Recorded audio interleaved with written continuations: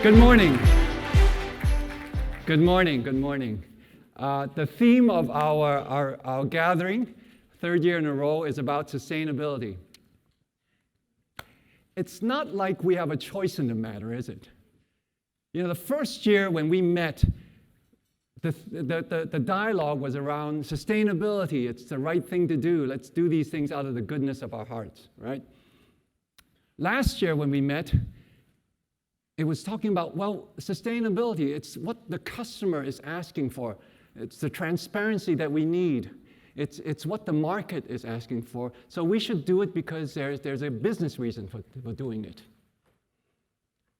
Today, if we talk about sustainability, we should be thinking about this as a matter of life or death, whether we're going to be around next year or not, whether we're going to be in the room or not. Because sustainability for us and for our industry is now a binary. We're either going to survive or we're not going to survive. We're going to be one of the winners or we're going to be one of the losers. Now, what happened? What happened is that we're in the middle of three huge shifts that have created the perfect storm for our industry. Yesterday, we heard about the first huge shift and change from the UN. 11 years.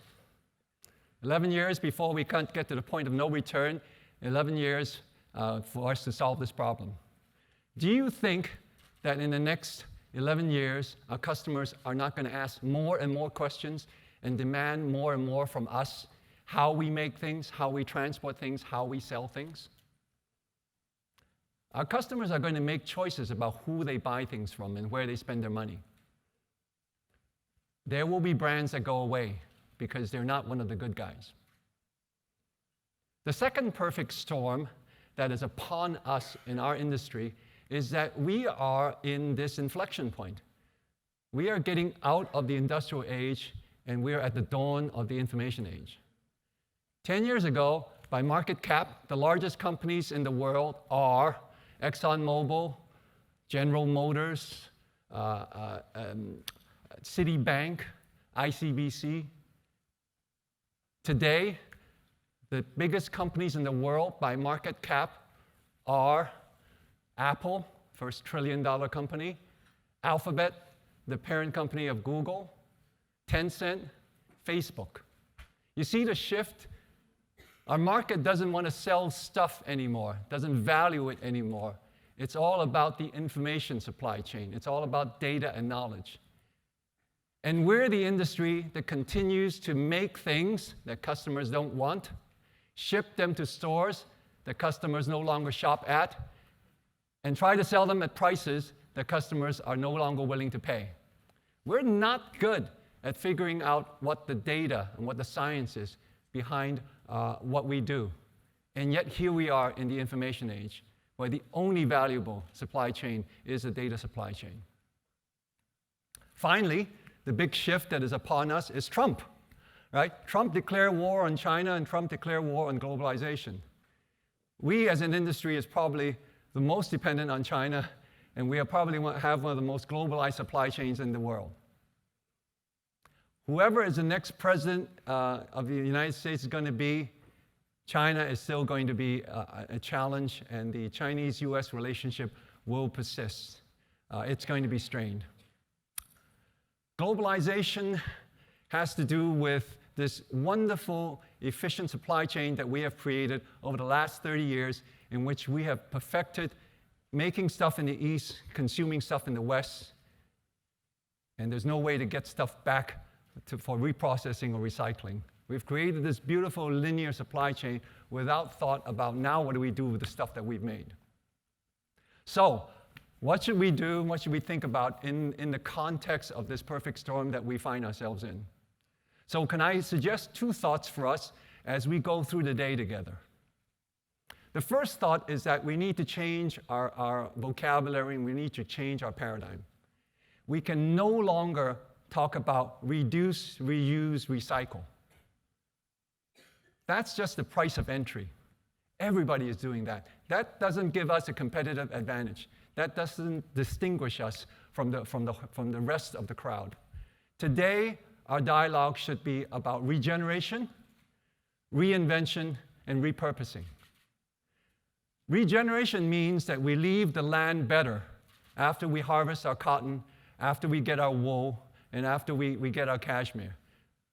We should leave the soil richer. It's about leaving more clean water than we use. It's about making the air better because we are making the stuff that we make. Reinvention or reimagination is thinking about how we do what we do, how we make what we make, and how we sell what we sell. There's all this wonderful technology coming around telling us about these purposeful manufacturing. We manufacture after the customer has bought the product. 3D technologies about putting products together.